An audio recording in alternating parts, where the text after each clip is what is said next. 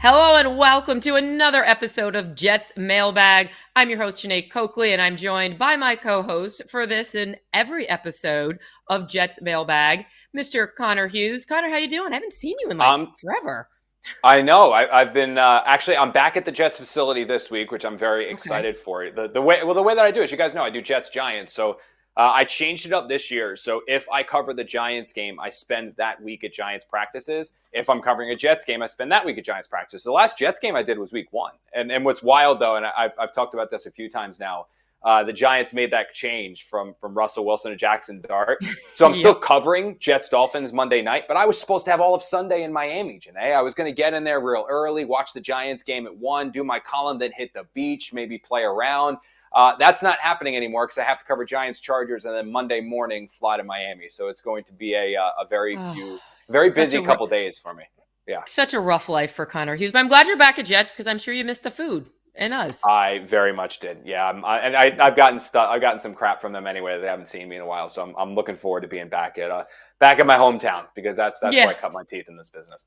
Yeah. Listen to us talking about our trips to Miami and all this stuff and not talking about the Jets, but we got to talk about the Jets and we have questions we got to answer from the fans. All right. So the Jets lost again. They're 0-3. They fell behind big to the Bucs, but they mounted that comeback in the fourth quarter. Connor, it was so cool to be there. You're like, yes, yes, yes.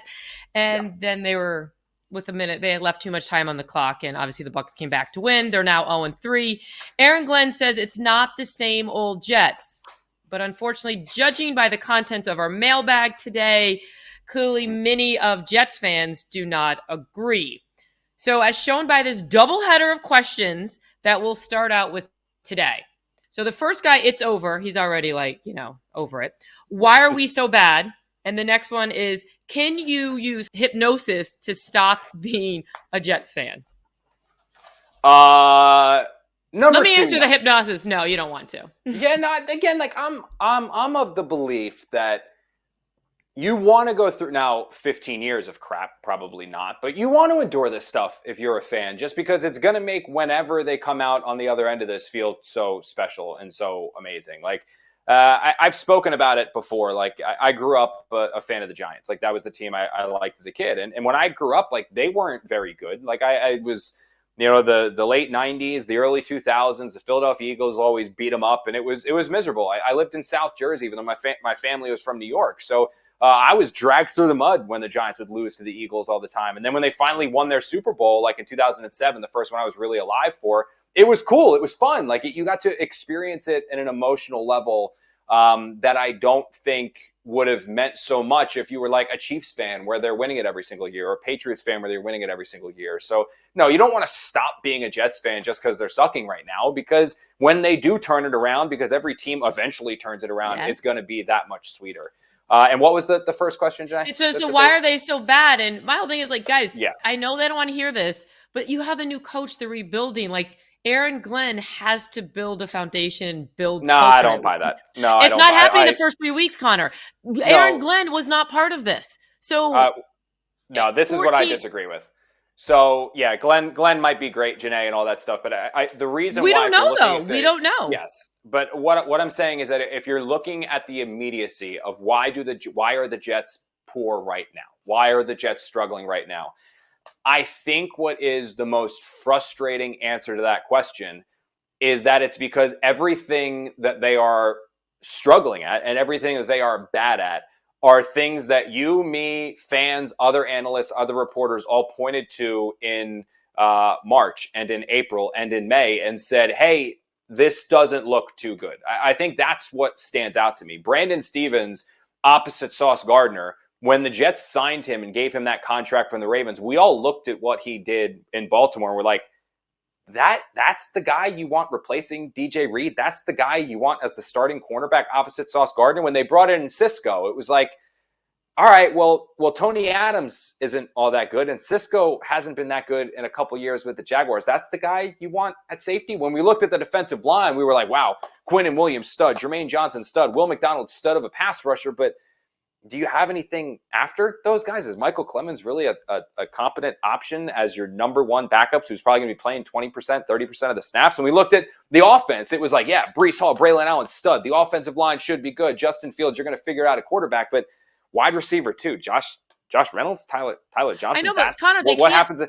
they can't fix everything in But these the problem first. is that Jeane, they did, because they paid Stevens a huge contract in free agency, or a substantial contract in free agency. I'll They give you the paid corner. Cisco. I'll give you Steven. But they couldn't fix all of the mistakes. The reason that the Jets went out and got a new coach is because they were so bad the years before. You I can't. They don't disagree. have enough money. I agree. But it's the problem is that they assessed them and they said they were fixed, though. They thought Josh Reynolds was going What to do you be an want efficient opposite. what do you want them to say? They thought, but this was going back to when they prioritized signing him. They could have drafted somebody in the second round. They could have moved up and drafted. There were additions to be made that they did not. And they chose Cisco. There were other safety options out there. They chose Cisco when it was like, well, I don't think he's that great of an option. Reynolds is somebody at receiver. There were other things they could have done. They didn't address receiver until Arian Smith. And Arian Smith was an overdraft, and you're seeing why. So now there are things that they believed they had adjusted. They believed they had fixed, that now all of those problems that, again, in March, April, and May, we were like, this is a problem. The Jets said, no, they're problems. Trust us. Well, now they're rearing their ugly head. That's what's most disheartening, is that you see occasionally with NFL teams that struggle and with NFL teams that are bad, you see new problems arise where you're like, man, you know what? That guy's just underperforming. Or, man, that player got hurt and now there's a big hole there. That's not what you're seeing right now with the Jets. What you're seeing is all of the problems that we knew were going to be problems going into the season are absolutely problems now that the season is here. And through 3 games, none of it's getting better. So it's not even like the Jets can make an adjustment here. I guess you can say, well, Arian Smith started and he's playing more snaps, but you're seeing why he shouldn't be playing more snaps. So it's disheartening on why they're bad, but the reason they're bad is the same reason we thought they were going to be bad. And I'm not even getting to the quarterback spot at all. So that's what's a struggle, and that's what's disheartening, is that they didn't fix the major concerns. And I'll flip it back to you, Jeane. Like, you say, okay, well, that you can't fix everything in one off season. What did Darren Muji and Aaron Glenn fix this offseason? What did they fix? All right. Well, we're going to find out. We still got a lot more games to play, but we got to move on for the question. We got to move on for more questions. So poor Jets fans, and I love this guy's Twitter handle, NY Jet Lifer. That's his name.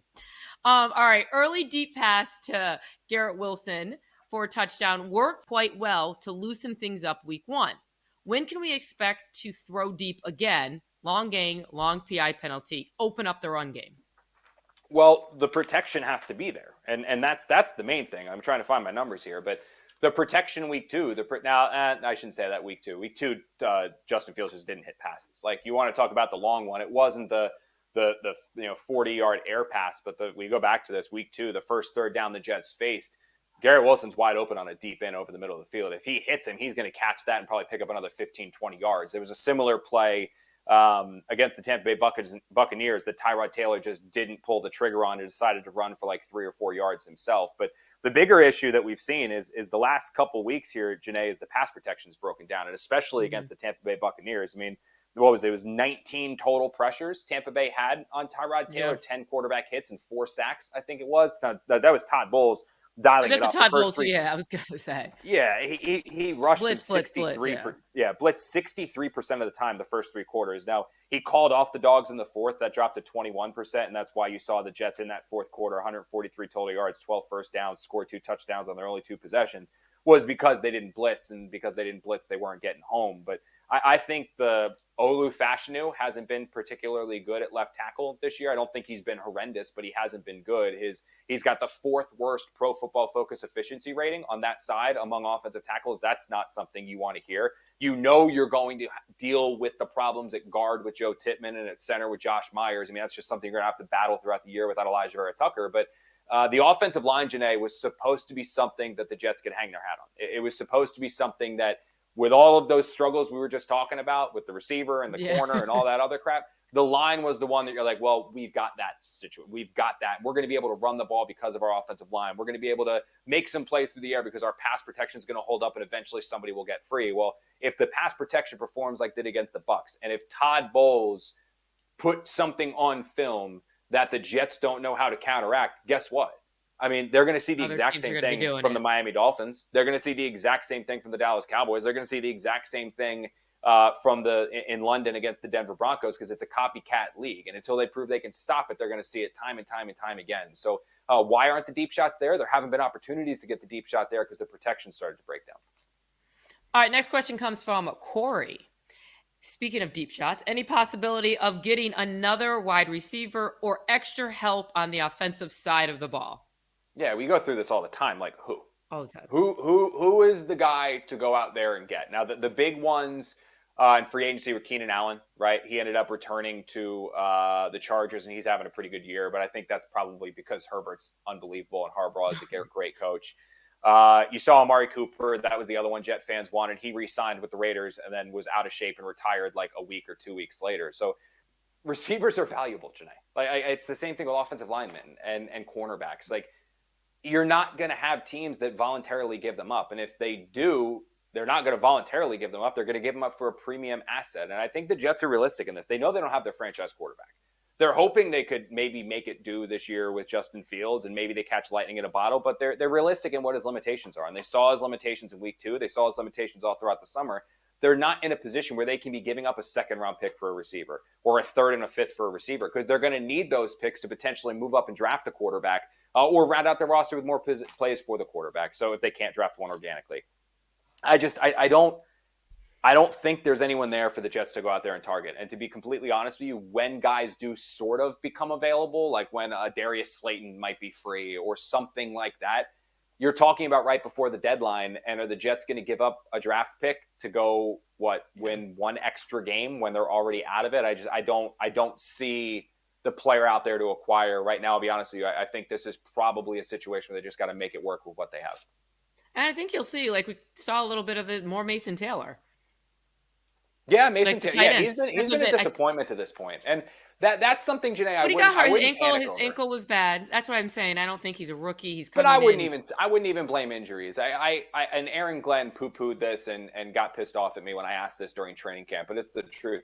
The acclimation to the NFL for tight ends is very difficult. It is incredibly rare to have somebody do what Brock Bowers did a year ago, where he caught over 100 passes, over 1,000 yards, and was just this dynamic, dominant player. That's not common. That's not normal. Far more often, because again, you're having to deal now with blocking. You're having to deal with NFL linebackers, NFL safeties. I mean, the level of talent on at those two positions at the NFL level is seldom seen in college. It's just not. And it takes time for guys to learn that, guys to learn route concepts, guys to realize they just can't out athleticize the person in front of them. And that's why you tend to not see tight ends just burst onto the scene and have incredible. I mean, Kyle Pitts was probably the most talented tight end to come out of the draft in a while, and he still hasn't pieced it together. So I don't think Mason Taylor's a bust. I don't think Mason Taylor stinks. I just think he's enduring the learning curve that NFL tight or college tight ends usually do as they get to the NFL. So I'd love to say like, oh, he's going to get more involved. I don't know if we'll see it this year from him because it's just, like I said, tight ends usually swim a little bit. And even if you go back to his time in college, I mean, Taylor wasn't somebody that was putting up 800, 900 yards receiving. I mean, that wasn't what he was doing in college. So I don't know if I would expect that necessarily this year. I needed to mention him because I'm sitting down with him this week and it'll be an interview on the pregame show on Monday. So just wanted to throw that out there. Huge breakout star. Keep an eye on interview with Jeane Coakley on Jets pregame live. There we go. Yeah, there you go. Thank you, Connor. I appreciate that. Let's move on to Gabriel. Do you still think it was appropriate to pay Sauce all that money based on its play over the past 3 weeks? It's 3 weeks, people. Man, I love Sauce, but it has not it's 3 been weeks, pretty. people. Yeah, but Jeane, it's so here's the issue, and I want. And you're telling me he didn't play well week 1, so let's just say the last 2 weeks. Tremendous. He was tremendous week 1. That's what I'm saying. All right, so the last 2 weeks. Here's my biggest concern the last 2 weeks, especially last week against the Tampa Bay Buccaneers. The Jets realized, even though they sang the praises of Stevens, and even if you want to say like, hey, they were ignorant, they thought Stevens was going to be a stud. The rest of us that looked at Stevens' body of work for 4 years or whatever in Baltimore, where he was bad, and then came here to the Jets and didn't think that Aaron Glenn was just going to tap him with a magic stick and suddenly make him good, and felt he was going to struggle here similarly as he did in Baltimore, was that you could kind of maybe figure out what to do at that corner 2 spot, shade coverage that way, because you knew that Sauce Gardner was going to take out either that side of the field or a player if he traveled, like if he was traveling against DK Metcalf. Like it was like, okay, we don't have to work, much like the offensive line, we don't have to worry about Sauce. He's going to lock down that side of the field. He's going to lock down that corner, and we're going to be good. And quarterbacks aren't even going to dare try Sauce. They're just going to try to pick on other guys, and we can shade coverage that way. Against Tampa Bay, Baker Mayfield was not avoiding Sauce. Baker Mayfield wasn't eliminating that side of the field. Baker Mayfield was targeting Sauce Gardner. He was searching him out and throwing him the ball, and throwing the ball at him. And I think the most alarming sign of disrespect for Sauce Gardner, and I love Sauce, and I think he's a stud, but the most alarming sign of disrespect was when the Buccaneers were facing that 3rd and 29. Their game plan on that specific play was like, look, we're not getting 30 yards organically. It's not happening. But what we can do is try to just throw one up and hope for a penalty. And if not, we punt the ball. That was their game plan on that play. They didn't throw it up against Brandon Stephens. They didn't throw it up against Michael Carter. They didn't throw it up to a tight end who was covered by a linebacker. They said, where's Sauce Gardner? Let's throw it at Sauce Gardner. And Sauce got called for the DPI and gave him a free first down. In that game against Tampa, he finished with a coverage grade of 30.2, which was the worst of his career. This season, he has a 67.5 defensive grade, which is the worst of his career. And in the last 2 games against the Bills and the Bucs, 10 targets, 5 completions, 91 yards, and 3 penalties. That 10 targets is what just jumps out at me because quarterbacks are not afraid of him right now. Quarterbacks aren't scared of his side of the ball. Quarterbacks are saying, yeah, let's throw it at Sauce.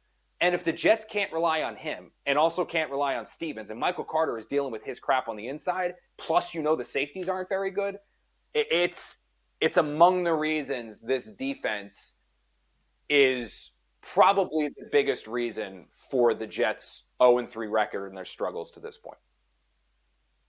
All right, well, let's continue to stick with the secondary because the next question, NYJ Sinclair, asks, any chance Stephens gets tried out at safety? I don't think so, Janae. And I know I saw some people talking about this. I think that NYJ Matt and Mike brought this up to me, and some other guys that I'm friends with that are Jet fans. But I don't see it personally, and this is just my opinion, because think about what Stephens struggles with. He's a sticky corner. He's good in man coverage. He's always going to be close to the guy that he's in man-to-man with, but he just never turns his head around. He's terrible at finding the ball, tracking the ball, and his ball skills are woefully poor. If he's playing safety, strong safety, you want him in the box, deep free safety, you want him tracking a ball. That's what he can't do as a corner.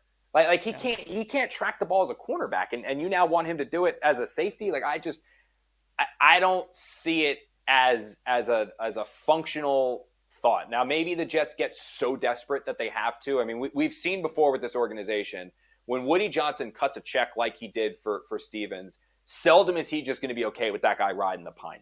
Like he paid him, he wants him to play. Like that's just generally. I think he's guaranteed like $21 million, right? Yeah, it's a chunk, Janae. It's a chunk, but I find it 4 or 5 weeks from now, maybe we're talking about AZ Thomas getting in there at corner, but Stephens, I think they're going to try to ride this one out with him a little bit more because I say people aren't going to hear it, but because of what they paid him and things like that, and everything that Aaron Glenn said about him in the offseason and training camp about how much he believed in him, kind of puffing out his own chest even at times in press conferences, like, you guys all said he stunk and look at what he's doing in training camp, and now here we are, he's going to bench him 4 weeks in. Like, I just don't see it, and I don't think that free safety, strong safety is a suitable option for him. I mean, I don't. I actually, I'm going to hit up after the show. I'm going to hit up Connor Rogers and pick his brain on it because he's obviously pretty big into X's and O's and all that stuff. But I don't see that as a feasible option. Oh, okay, well, now here's my question. They just traded for Javaris Brownlee Jr. What's happening with him? So that's he's an interesting one. Yeah, I tweeted this. So I just got to find my stats on him. Jarvis Brownlee Jr. Yeah, he's a very interesting one, and this is something I always love doing. Is that when a player is traded, I admittedly I don't study Tennessee Titan film. Like that's not what I'm doing. But like when you see Titan fans are pissed off and upset that they traded a player, it's like, oh, maybe that guy's like, man, fans like them. Like they see him every single day, and fans are quick to hate everybody. Like maybe there's a reason. But when I started digging on some numbers, and I'm like, he basically was an outside cornerback for the Titans. I mean, in 2024, which is when he played a ton of snaps, he only played 109 inside. So he's been an outside corner throughout his career. Decent enough player. The biggest problem with him is he's given up a decent amount of touchdowns, given up a lot of penalties. He was called for 9 penalties last year. He was called for 3 in the opener, but he is a pretty good tackler. So that's the big thing with him. From my understanding, I think the Jets view him more as an inside guy than an outside guy. So I know that he has played primarily outside throughout his career. When he was coming out of college, he was viewed as a player that was probably going to be better inside than outside. Now, he has that flexibility where if the Jets need him to play out, he can. But I think their first goal with him is going to be inside, not outside. And that does make some sense because Steven struggling has kind of had people turn away from the fact that Michael Carter has been very bad inside as well. Like Michael Carter is not playing good football right now at all. And he's got a pretty big base salary last year that I think the Jets might want to get out from under. I know in the offseason they prioritized re-signing Isaiah Oliver. When I was talking to some people down in the combine about that, who had talked to Muji and who had talked to Glenn, they didn't come away feeling like they were super, super high on Michael Carter. Like, he's a starter. He's going to be a decent player. But I don't think they were like, oh, this guy's a long-term mainstay within our defense, which makes sense. New coach, new scheme, all that stuff. So I actually think Brownlee could be, if Carter keeps struggling and he's banged up, I think he could be a replacement inside for him and potentially the Jets' long-term option at nickelback. I do believe that. With some outside flexibility. I think he's inside with outside flexibility, not outside with inside flexibility. Cool. And it's going to be interesting to see. All right, let's move on. This next one's kind of funny.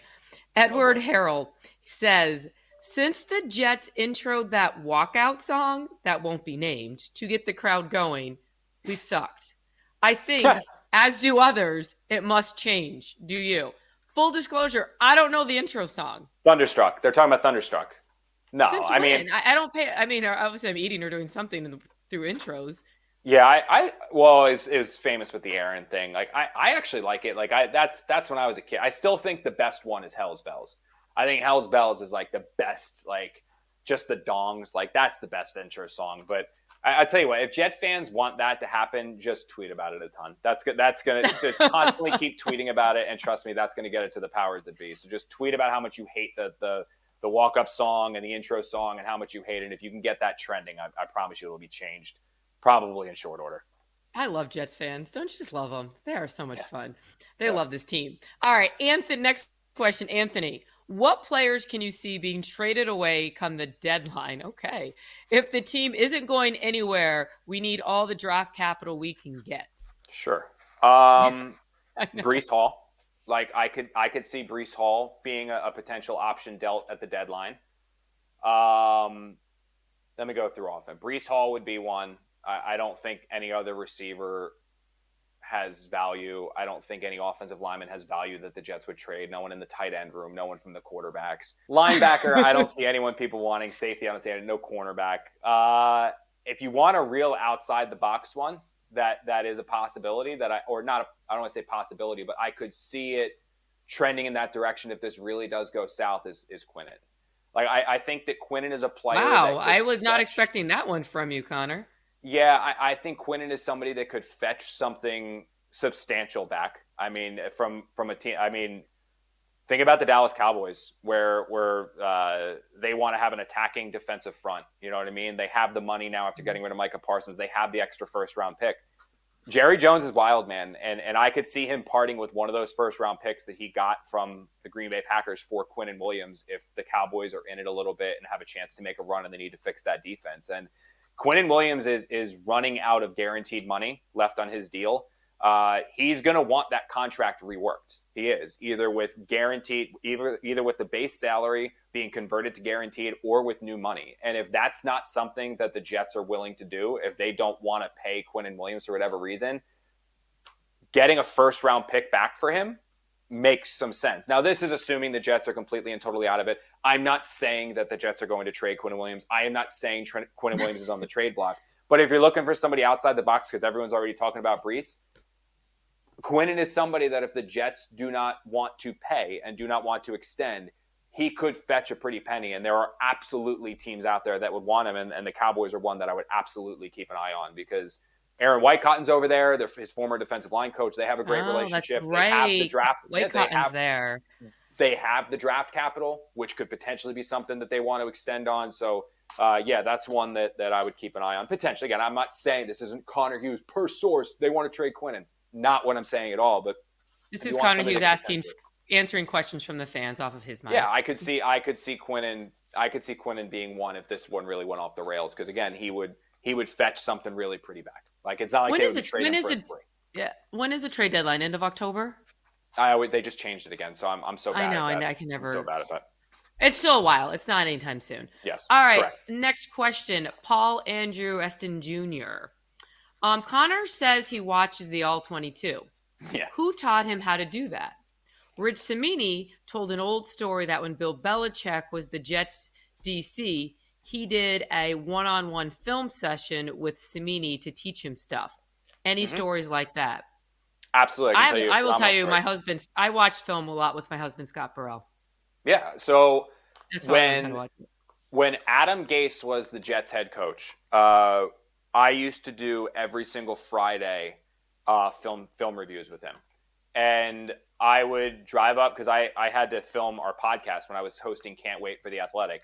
I would record Can't Wait in the morning, and then I would get in my car and I would drive to Florham Park and I would meet with Adam. And he would go over the film from the week before. He would review some stuff moving forward. And it was never like, this is what we're going to do. It was basically just a way to sit down and explain what the play was designed to do, why it was designed that way, what they were trying to accomplish, and ultimately why it worked or why it didn't work. And a lot of times it was why it didn't work. But it was, I mean, this is fascinating. 2019. And what was really cool, and it shows you who Adam is as a person, is that was when we started doing that when they went 7-9. So I know fans hated him, but that 7-9 wasn't a horrendous season by any stretch of the imagination. Was that his first year? I forgot. Yeah, his first year. Yeah. His second year is when things went completely off the rails and they went 2-14 and all that stuff. Yeah. It was also COVID year. So practices were weird and we're different. Adam, I fully expected him that year to be like, dude, I'm getting my teeth kicked in. I know I'm getting fired. I'm not doing this anymore. He would do them via Zoom. So he still continued to do them via Zoom. And it was, say what you will about Adam, I always thought he was a tremendous guy and a great person. And it's a shame that his attempts to stand up for himself with a reporter that was just so unprofessional with him was skewed how fans viewed him, because I think that if that person was not there, people would have a completely different impression of it. I'm not saying it would have worked, but people would have a very different impression of who Adam was. But getting a chance to see the game through his eyes and somebody who was a professional coach and one point viewed a really good offensive mind was awesome. And since then, I've done other film reviews with other people. I did a couple with Robert, did one with Mike LaFleur when he was here. Other guys that I've been close with, have brought me, essentially, into the room to explain it to me. And as a kid, just going back to loving the game of football, to see it through their eyes and have it explained to me by people who know this at such an advanced level is awesome. Now, again, I'm not Connor Rogers when I'm watching the All 22. I'm not sitting there assessing different techniques and stuff. That is so his thing. I'm not pretending to be that. But you can definitely pick up things that you wouldn't normally pick up from the All 22. And the other thing is, when I have questions about what I'm seeing, I ask the coaches that I know. And I'll screenshot it, I'll video it, I'll send it to them and say, hey, can you explain it to me? And all of the guys I've covered throughout the year have been awesome at doing that. At the end of the day, a coach wants to coach. That's what it boils down to. There's politics involved and all that other crap, but they want to coach and they love the opportunity to teach. And it doesn't matter if you're a 3-time All-Pro who's trying to reach his 4th All-Pro, or if you're a little reporter in New Jersey just wanting to know a little bit more about football. They're all awesome with it. Have you ever watched film with Mike White? I got to get a Mike White reference in for you. No, I haven't. I was just talking to him, though. I was wishing him good luck, man. I want him in there. I want him throwing bombs to Chase, man. I want to see it. I'm sorry, I had to. All right, this last question, I think it might be my favorite question of all time. I did with Aaron, though. Rogers sent me film. I did some film stuff with Rogers. I never did Mike White, but Aaron Rodgers I did. Okay, I still think you would have appreciated Mike White better. All right, this is one of my favorite questions of all time. I know we've only been doing this for our 4th week. Did you go to this time? Did you go to somebody else? Did you go to is that what my dad's calling me? Is he saying he got a question from Jeane? Did my mom the first week, then Bree? This is from Madison Hughes. I don't. There we go. Yeah, there we go. Someone Sorry, else. I mean, I There don't we know go. who that is. Her Yeah. question is, do you think Brooke wants me to dress as Winifred or Ariel for Halloween? Oh, that is a good one. So we are. First of all, what's I'm Brooke big. going as? Last year we did Moana. So Yep. Bree was Pua. Um, Lucy, our dog, was Hey Hey. I was Maui, and Brooke was Moana. She was just learning to walk. I had to cover the Thursday night game, so I couldn't even do trick or treating. So I kind of like dressed up early with her and did like, what can you say? Except you're welcome, like the dance. I learned all the moves to show her. This year, where she's been huge into Frozen now, or as she calls it, ice. Big into Frozen. Kind of pivoting recently to Hotel Transylvania. If anyone's seen it, I don't know why she's obsessed with this movie, but like we're still going to do Frozen for Halloween this year. So we are going to do Brooke is Elsa, Bree is Anna, I'm going to be Kristoff, and Lucy, our dog, is going to be Olaf. So we got the Olaf costume in. So we're very excited for that. And I'm also off on Halloween, so I'll be able to actually go trick or treating with my daughter, which I'm very You excited didn't for. answer Madison's question though, and who is Ariel. Madison? If you don't know my sisters, like I have some red in my hair. My sister Madison's hair is red. I think that Brooke would really appreciate the Ariel. Like she knows the Little Mermaid. We were actually listening to it on the way to the doctor's today. The song, so she knows it. She always dances to Under the Sea. So I think Ariel would be a big hit with her, a really big hit with her. Great question, Madison. Keep it up. The Hughes family really bringing it strong. All right, guys. Thank you so much for watching this edition of Jets Mailbag. Like we said before, we will be with you every week of the Jets 2025 season to answer your questions. Submit your questions for next week's episode on mine, Connor's, or SNY's Twitter account, or drop them in the YouTube comments below this episode. For Connor Hughes, what are you going as again for Halloween? Kristoff. Oh, you know the Kristoff. funny thing about Winifred? I just realized too. So it's Hocus Pocus, right? You ever see Hocus Pocus, Janae? Yeah. Yeah. So the kids, one, my I have to send you the video. Bree has it. So we don't do that much screen time. Like Brooke watches like when she wakes up for her bottle, and usually like right when she gets up from a nap, she'll watch a little bit of a movie. So on Disney Plus, you can put the little caricature of like who you want to be. Yeah. So we all share Disney Plus within my family. So my sister Madison has a profile, and Winifred the witch from Hocus Pocus is like one of those like characters. So Bree is watching whatever, and all of a sudden Brooke starts going, Mads, and Bree's like, what are you talking about, Mads? Like Madison's not here, and Brooke's like, Mads, and Bree's like, where's Brooke? Where's Mads? And she points to Winifred, like the witch with the big nose and like the warts, and all goes, Mads, because Winifred's got the big red hair or whatever it was. So that's why she brought it up. I was trying to think. I was like, who's Winifred? I was like, oh, that's right. Yeah. So I think she'd appreciate that one too, but more than anything, Ariel. She likes it. All right. So for Connor Hughes, aka Kristoff, I'm Jeane Coakley. We'll talk to you next week. Enjoy. Mads.